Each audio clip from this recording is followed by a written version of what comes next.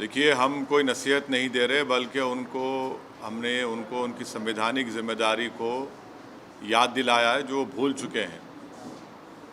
ये जो आरएन जुलूस जो निकाले गए पूरे देश में, और उस जुलूस में हर जगह पर वायलेंस हुआ, चाहे मध्य प्रदेश हो, राजस्थान हो, गुजरात हो, कर्नाटक हो, गोवा हो। जहाँ जहाँ ये आरएन का जुलूस गया, प्रोसेशन गया, वहाँ पर वायलेंस हुआ। तो वहाँ की सरकारें सरासर नाकाम साबित हुई उस वायलेंस को रोकने के लिए। और क्यों सरासर नाकाम साबित हुई? बल्कि वो सरकारें खुद, जो अंग्रेज़ी का लफ्ज़ इस्तेमाल करूँगा, कि ये तो जो गड़बड़ हुई वो स्टेट कॉम्प्लिसिट वायलेंस था। स्टेट कॉम्प्लिसिट वायलेंस हुआ है। और आप दंगाइयों को दंगा करने से रोक नहीं सकते। परमिशन जुलूस का देने वाली सरकार, जब आप परमिशन दे रहे हैं तो जिम्मेदारी बीजेपी और जो वहाँ की सरकार है उनकी होनी चाहिए कि कोई वायलेंस ना हो। तो जो भी वायलेंस हुआ आरएन यात्रा या जुलूस में, वो स्टेट कॉम्प्लिसिट वायलेंस है। और दूसरी बात यह है कि पत्थरबाजी हुई, फिर आप घर तोड़ देते हैं मध्य प्रदेश में। किस बुनियाद पे घर तोड़ते भाई आप? ये तो ये जेनीवा कन्वेंशन का वायलेशन है। आपको पकड़ना चाहिए उन लोगों को, अगर करे तो। आप घर किस बुनियाद पे तोड़ रहे हैं भाई? और एक ही कम्युनिटी घर तोड़ रहे हैं आप, क्यों? और आपको कौन ने अख्तियार दिया घर तोड़ने का? चलिएगा, इलीगल है तो नोटिस दीजिए। क्या वही घर इलीगल है, दूसरे घर इलीगल नहीं है? एक ही कम्युनिटी के मध्य प्रदेश में आप घरों को तोड़ते हैं। और जो बच्चे अभी अडल्ट नहीं हुए, 70 बच्चों को आप उनको मारपीट करते हैं। और फिर दुनिया ने वीडियो देखा कि महिलाओं को, ज़ईफ़ महिलाओं को, बुज़ुर्ग महिलाओं को, 70 साल की महिलाओं को आप उनको मार के हाथ और पैर तोड़ देते हैं उनका। पुलिस तोड़ती है उनका, मध्य प्रदेश की पुलिस। ये आप काम कर रहे हैं। राजस्थान में हुआ, क्या कर राजस्थान कांग्रेस सरकार? भाई आपकी सरकार ने उनको परमिशन दिया। जब परमिशन आप देते हैं तो कैसा वायलेंस होता है फिर? घर जलाए जाते हैं, वहाँ पर दुकानें जलाई जाती हैं, टारगेटेड घर जलाए जाते हैं राजस्थान में, कर्नाटक में होता है ये। तो ये पूरे कंट्री में इतने 6-7 प्रदेशों में अगर हो रहा है, तो ये देखिए, ये एक ऐसा नहीं है, पूरा प्लानिंग से हो रहा है ये। और आप टारगेट कर रहे हैं वो मुस्लिम माइनॉरिटीज़ को। सिर्फ क्यों कर रहे हैं भाई मुस्लिम टारगेट आप? पहले आप बोलते हिजाब नहीं पहन सकते, सेकुलर स्टेट है। गोश्त नहीं खा सकते, सेकुलर स्टेट है क्या? फिर आप कानून बना देते फिर उसके ऊपर। कहाँ पे रुकेगा बात? ये mob lynching, state sponsored violence, अब स्टेट कॉम्प्लिसिट वायलेंस, और संघ परिवार लो इंटेंसिटी वायलेंस कर रही पूरे देश में। ये परफेक्ट कर चुके हैं अपनी चीज़ को। लो इंटेंसिटी वायलेंस करते हैं, यहाँ करो, वहाँ करो, इधर करो। सरकार की जिम्मेदारी बताइए? सरकार की जिम्मेदारी है ही नहीं है। आप सो रहे थे, कैसा दंगा होने दिया आपने? कितने पुलिस वालों को सस्पेंड किया आपने? कितने आईपीएस अफसरों को सस्पेंड किया आपने? इससे बात साबित हो रही कि आपकी पूरी रजामंदी से, जिसको हमने कहा अंग्रेजी का लफ्ज़ स्टेट कॉम्प्लिसिट वायलेंस है। बिहार में होता है, हमारे खिलाफ बातें करते हैं, बकवास करते हैं। कैसे मस्जिद के ऊपर जाकर झंडा लगाते हैं भाई? आप बताइए, कैसे लगाते हैं कोई भी? इसका जिम्मेदार कौन है? मैं हूं जिम्मेदार उसका। तो ये सब चीजें हो रही हैं। सर, करौली में बीजेपी तो अरेस्ट करने के एक्सोडस हो रहा है हिंदूज का, और कोई पुलिस वाला कुछ बोल रहा है कि मतलब सर वहाँ पुलिस वाला एडमिट करें कि कैमरा पे गवर्नमेंट का फेलियर होता है इसके। राजस्थान करौली में जो कुछ हुआ, मध्य प्रदेश में जो कुछ हुआ, गुजरात में आनंद, हिम्मतनगर, खंभाट में जो कुछ हुआ, कर्नाटक में जो कुछ हुआ, गोवा में जो कुछ हुआ, वहाँ की सरकारों की रजामंदी से ये स्टेट कॉम्प्लिसिट वायलेंस हो रहा है। और टारगेट पे कौन है? कौन उस प्रोसेशन का परमिशन देता है? सरकार देती है। तो सरकार जब देती है तो सरकार कैसे वायलेंस होने देती है वहाँ पर? और फिर मध्य प्रदेश में, राजस्थान में घर जलाए जाते हैं, दुकानें जलाई जाती हैं, और मध्य प्रदेश घर तोड़ते हैं। किस बुनियाद पे घर तोड़ेंगे भाई आप? कौन से कानून तहत तोड़ रहे हैं आप? बताओ, कानून बताओ हमको। और आप मासूम बच्चों को 13-14 साल के बच्चों को पकड़ के पीटते हैं, मारते हैं, रोड पर लिटाकर उनको। सर ये बताइए, रामनवमी के दिन जेएनयू में एक ये मटन नहीं खाना या नॉनवेज नहीं, आस्था के लिए आस्था मेरी आस्था नहीं है क्या? मेरी आस्था भी है हिजाब पहनना, मेरी आस्था नहीं है। तो आप एक काम करिए ना, फिर जितना एक्सपोर्ट होता है गोश्त उस दौरान में बैन करिए इंडिया में। मैंने गोश्त का एक्सपोर्ट आप बैन नहीं करेंगे क्योंकि आपको डॉलर मिलते हैं, और वो जो मासूम बेचारा जो दिन में 100 रुपये 200 रुपये कमाता, उसके कारोबार को आप लगाते हैं। आस्था की बुनियाद पर देश चलेगा या संविधान के ऊपर चलेगा? बता दीजिए आप। फिर मेरी आस्था क्या क्या होगा बताइए? मेरी आस्था भी है रमजान है, फिर शराब की दुकानें क्यों खुली पड़ी हुई है? क्या देश संविधान से चलेगा या आस्था पे चलेगा आप? यानी आपकी आस्था सबसे इंपॉर्टेंट है और दूसरों की आस्था क्या है, भाड़ में जाए। आपने हिजाब की बात की तो कहा नहीं भाई यूनिफॉर्म है, फिर यहाँ पर यूनिवर्सिटी में क्या गोश्त खाना क्या आस्था आ गया? कहाँ से देश कौन सी राह पे जा रहा है? बीजेपी को, संघ परिवार को हम शुरू से कह रहे हैं कि जिस राह पे आप इस देश को लेकर जा रहे हैं इससे देश कमजोर हो रहा है, देश कमजोर हो रहा है। ये सरकार की जिम्मेदारी है। तो आरएसएस कहाँ से सर? आप हाँ, आप आरएसएस को नहीं जानते, हम जानते हैं ना। आरएसएस का स्टेट वायलेंस बोल रहे हैं। आपको हम बोलेंगे किताब पढ़ो। We our nationhood defined, bunch of thoughts, ये 2 किताबें आप पढ़ लो जिसमें आरएसएस के उस वक्त के सर संचालक खुद कह रहे हैं कि जब जुलूस निकलता था तो मैं बाजा बजाता था बोल के।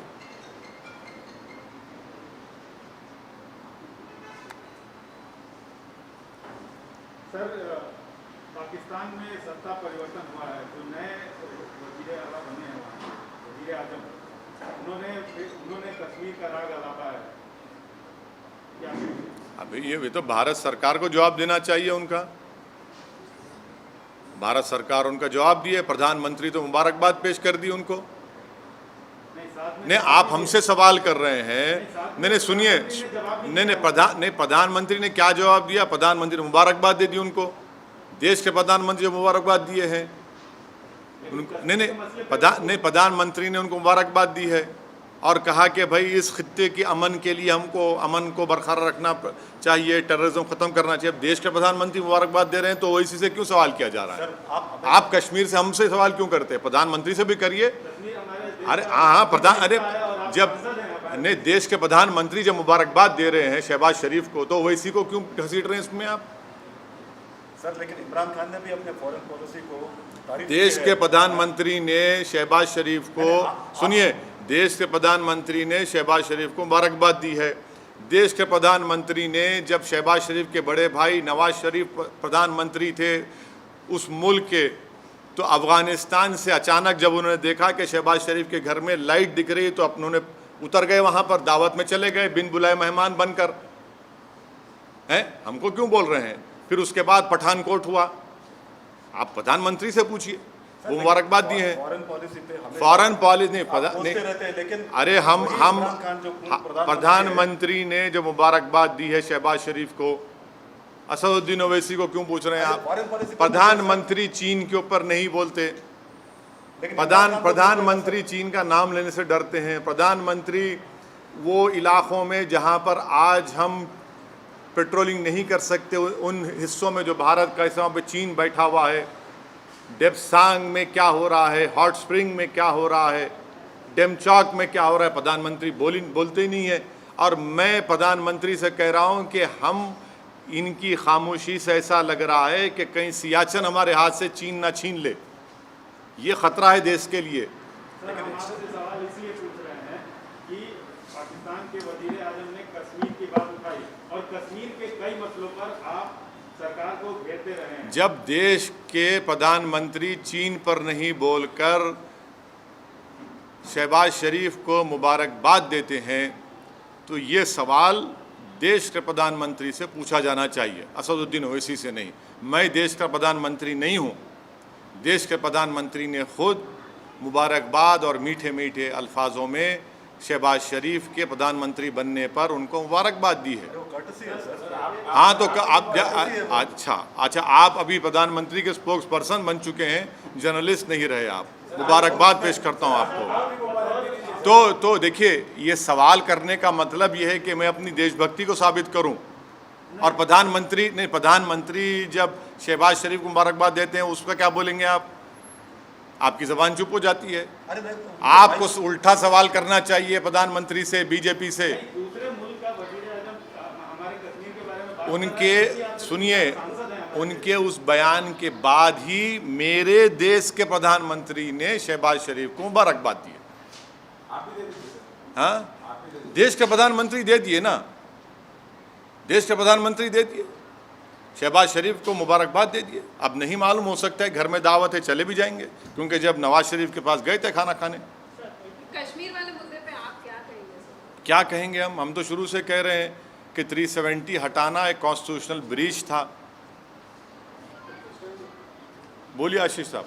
Sir, 2014 onward, we have witnessed more justice kind of incident, which witnessed now reaching several of certain persons who are yet to proven guilty or accused in court. You see, this is clearly a state complicit violence, number one. Secondly, this is a collective punishment being given to one particular community. Third, this is a grave violation of Geneva Convention. Fourth, under what law the government of Madhya Pradesh has demolished houses of the Muslim community. Fifth, if they were illegally built, you cannot arbitrarily demolish any house. You have to give a notice.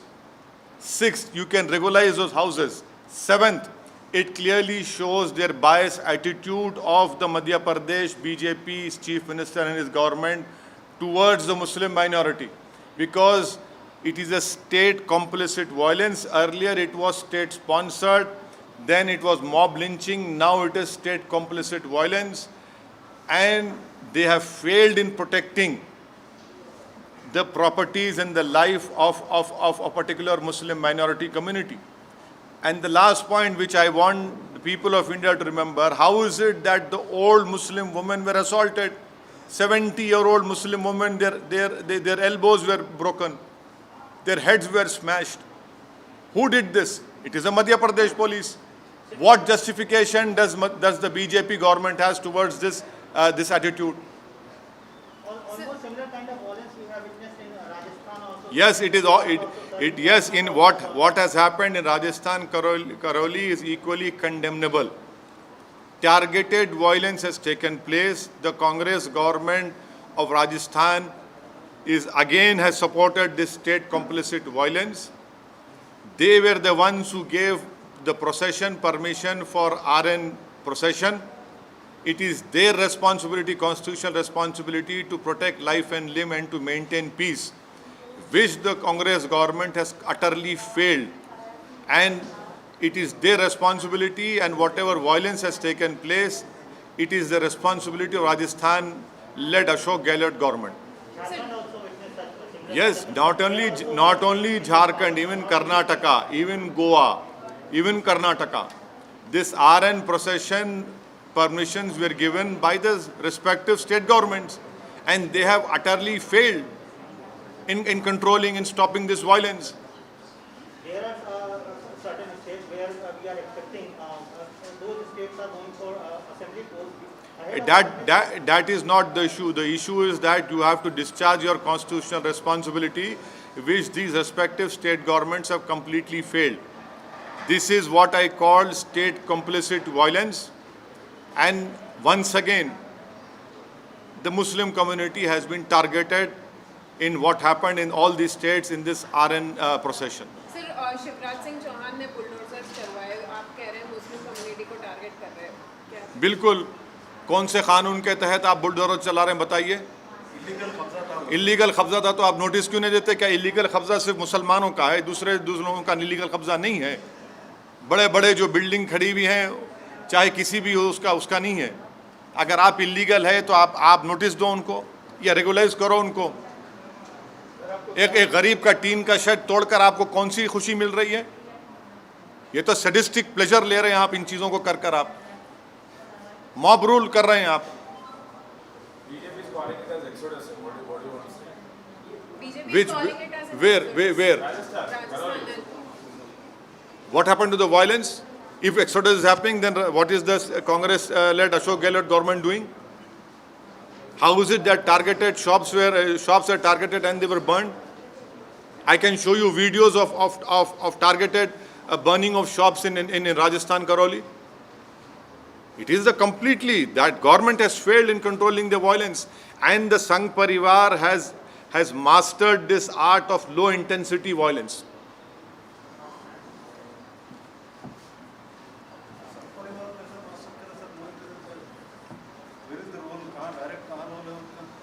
नहीं पूरे आसमान से आए ना, यहाँ के नहीं थे वो। नहीं सही है, बिल्कुल से आसमान से आए थे। और जो वीडियोस जो आ रहे हैं उनके नारों के, उनके प्रोवोकेटिव बकवास के, एक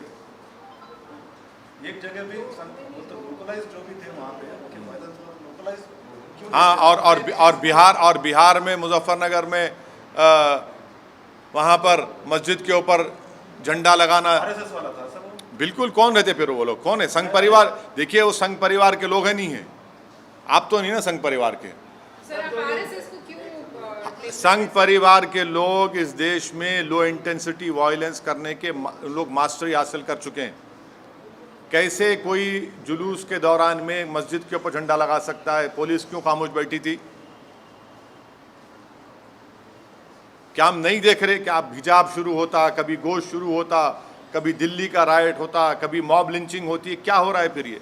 इनका फायदा क्या होता है सर? लोग ये बहुत अच्छा हेट्रेड है, हेट्रेड आप पैदा कर रहे हैं इस देश के नागरिकों के खिलाफ, जो एक मजहब पे चलने वाले हैं। आप उनके खिलाफ हेट्रेड पैदा कर रहे हैं। सर उत्तर प्रदेश में जैसे बुलडोजर हिट हुआ, तो ये मध्य प्रदेश में जो बुलडोजर चला, आपको लग रहा है कि इसका विस्तार है?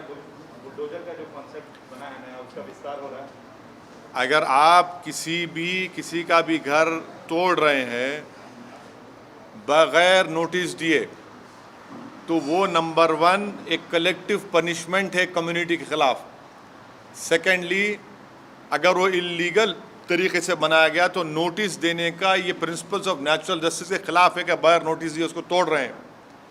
थर्डली, आप वायलेंस को रोकते नहीं हैं, आपकी नाक के नीचे वायलेंस होता है और उसके बाद आप ये सब तमाशे करते हैं। तो ये घर को तोड़ना कौन से कानून के तोड़ रहे हैं घर? बताइए आप। नहीं, मैं दूसरा नहीं, मैं आपको कानून की, संविधान की बात कर रहा हूँ। आप कौन से कानून के घर को तोड़ रहे हैं? बताइए हमको। बगैर नोटिस दिए आप, ये तो जेनीवा कन्वेंशन के खिलाफ है। वो आपकी बात सही है सर। नहीं, मैं सही बोलता हूँ ना, गलत कब बोला हूँ मैं? वो एक मानसिकता जो जैसे बुलडोजर जो यूपी चुनाव में हिट हुआ, तो एक तरह से अप्रूवल मिल गया कि हाँ इस तरह से मध्य प्रदेश में आप जो आरएन प्रोसेशन में जो वायलेंस हुआ उसी पर स्टिक करिए। मध्य प्रदेश में जो घर तोड़े गए मुस्लिम समाज के, वो कौन से कानून के तहत शिवराज सिंह चौहान बीजेपी ने तोड़े? बताओ हमको। आपने क्यों परमिशन दिया जब आप वायलेंस को कंट्रोल नहीं कर सकते? अगर वो इलीगल थे तो नोटिस क्यों नहीं देते आप अपनी नाकामी को छुपाने के लिए, आप अपने स्टेट कॉम्प्लिसिट वायलेंस को छुपाने के लिए आप एक कलेक्टिव पनिशमेंट मुस्लिम समुदाय को दे रहे हैं। ये जेनीवा कन्वेंशन के खिलाफ है, ये इंसानियत के खिलाफ है, प्रिंसिपल्स ऑफ नेचुरल जस्टिस के खिलाफ है। इसको हर उस शख्स को जो संविधान पर भरोसा करता, यकीन करता, उसको कंडेम करने की ज़रूरत है इस हरकत को। आपने मध्य प्रदेश में 70-75 साल की मुस्लिम महिलाओं को सर फोड़े हैं, उनके हाथ पैर तोड़ दिया आपने। 13-14 साल के बच्चों को रोड पर लिटाकर आपने उनको पीटा। ये आपका गवर्नेंस है।